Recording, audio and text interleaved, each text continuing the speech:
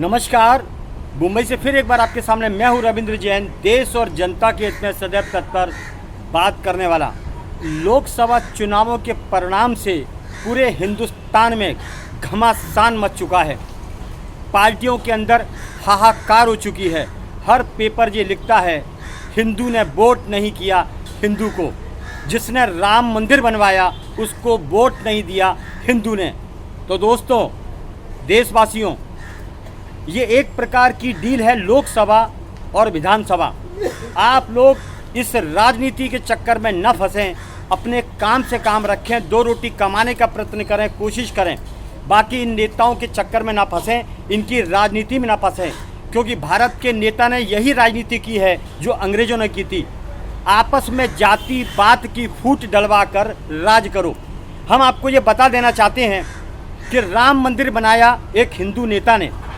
जब कार सेवकों को मरवाया गया था तो वो एक हिंदू नेता ने ही मरवाया था, लेकिन जिस कार सेवकों को एक हिंदू नेता ने मरवाया, आज तक पक्ष विपक्ष किसी भी नेता ने उस नेता के ऊपर कार्रवाई नहीं की जिसने 5000 कार सेवकों को मरवा दिया था।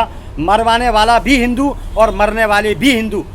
तो दोस्तों, ये भारत की गंदी राजनीति के अंदर देश की जनता को बिल्कुल नहीं पड़ना है, क्योंकि ये अंग्रेजों के और मुगलों के गुलामों के अंश रह चुके हैं। इसीलिए ये ऐसी घटिया राजनीति करते हैं, आपस में लड़वाने का ही काम करते हैं। अब बात को फिर मैं आपको बोलना चाहता हूँ, भारत की राजनीति नोट और वोट पर टिकी हुई है और हमारे देश के 99% नेता अय्याश और जुमलेबाज हो चुके हैं। अब डील हो चुकी है, इनको हारना तय था, क्योंकि पब्लिक के दिमाग पर कोविड का बहुत बड़ा गुस्सा था। इन सरकारों ने कोविड के अंदर जनता को 2.5 साल तक बंद रखा, घंटे थालियां सब बजवा दिए, एंड में आदमी बच चुका, उनका परिवार खत्म हो चुका, लोग मरते रहे आंखों के सामने, देखने वाले देखते रहे, डॉक्टरों ने अपना काम करते रहे और नेता लोग मजे रहते रहे। तो वो कोविड का गुस्सा इन नेताओं के ऊपर फूटना निश्चित था।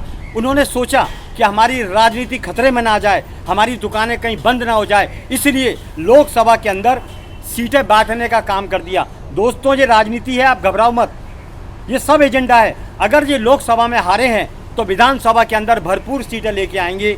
जनता भारत की शुरू से ही उन उलझनों में उलझी हुई है जो घर के बजट के ऊपर व्यवस्था न कर पाती है। इसीलिए इन हिंदुओं को या देश को उलझाने का काम किया नेताओं ने।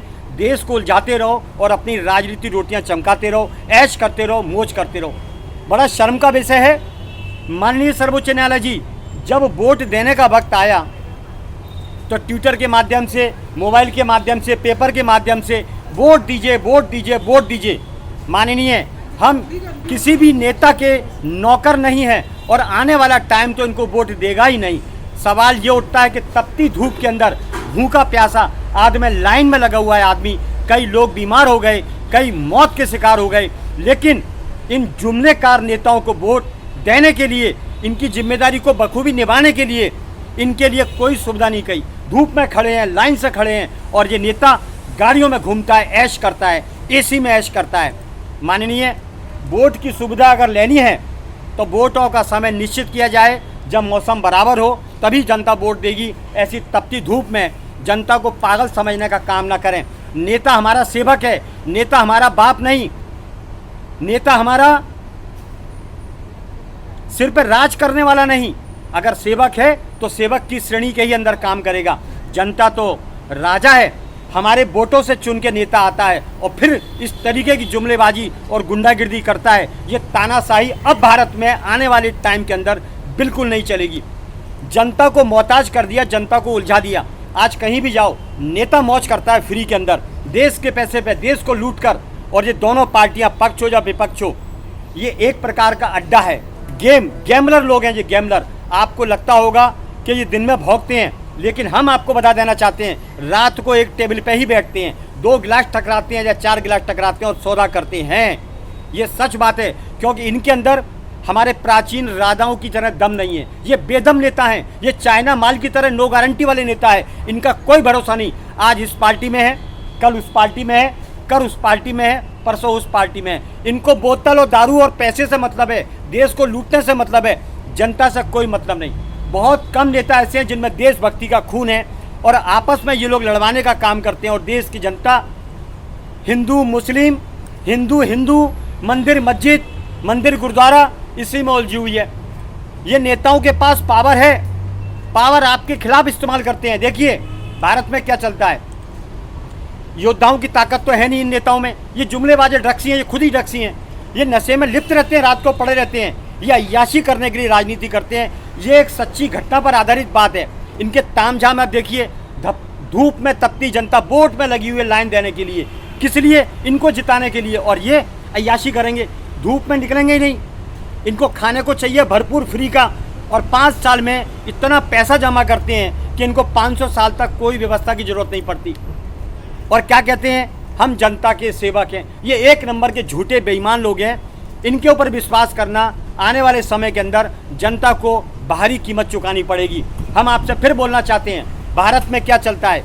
भारत में भारत का ही नेता ड्रग्स के कारोबार कराता है। भारत में भारत का ही नेता फुटपाथ पर अवैध कब्जे कराता है। भारत में भारत का ही नेता घी में मिलावट, दूध में मिलावट, मसाले में मिलावट, पता नहीं क्या क्या खिला के हमको बीमार करता है। हॉस्पिटलों के लंबे लंबे बिल आते हैं, 5 रुपए में ठीक हो सकता है, लेकिन 5 लाख का बिल आएगा। आम आदमी को भिखारी बनाने की इनका षड्यंत्र नेताओं का भारत में कामयाब हो चुका है। लेकिन जनता फिर भी विश्वास करती है, क्योंकि जनता बेचारी भोली है। अरे कब तक भोले बनोगे? एक दिन ऐसा आएगा आपके घर, बर्तन, चूल्हा सब कुछ बिका देंगे। ये हकीकत है। राजनीति एक गेम, गैम्बलर और एक डील हो चुकी है। आप बचिए, सावधान रहिए और अच्छे नेता को वोट दीजिए जो देश को संभाल सके। वरना ये नेता ही हमको बेचकर सौदा कर देंगे, हमारी जिंदगी का, हमारे घरों का, हमारे कार्य का, हमारे अधिकार का। आप समझिए, हर आदमी को इन्होंने उलझा कर रखा है। वोट की कीमत बहुत है। इन लोकसभा के अंदर इनको इनकी औकात दिखा दी गई है कि जनता ने वोट नहीं दिया, इसका असर आया या नहीं आया वो तो आने वाला टाइम बताएगा। जब विधानसभा चुनाव आएगा, अगर ये काम नहीं करते हैं तो वोट देने की जरूरत ही नहीं है इनको। आप घर में बैठो आराम से, इनके पीछे अपना समय बर्बाद ना करो। जो नेता काम करेगा उस नेता को जनता चुन के लेके आएगी। लेकिन ये जुमलेबाजी करते हैं, सेवक के नाम पर धंधा करते हैं देश और जनता का, ऐसा नहीं चलेगा। माननीय सर्वोच्च न्यायालय जी, आपसे विनती है, आप देश पर गौर करें, अन्यथा देश के टुकड़े और देश को गुलाम बनाने में ये कोई कसर नहीं छोड़ेंगे। बस इतना ही काफ़ी है। हिंदू हिंदू को लड़ाने की राजनीति करने वाले नेताओं से सावधान रहें। मैं हूं मुंबई से रविंद्र जैन, देश और जनता के हित में सदैव तत्पर बात करने वाला। जय हिंद।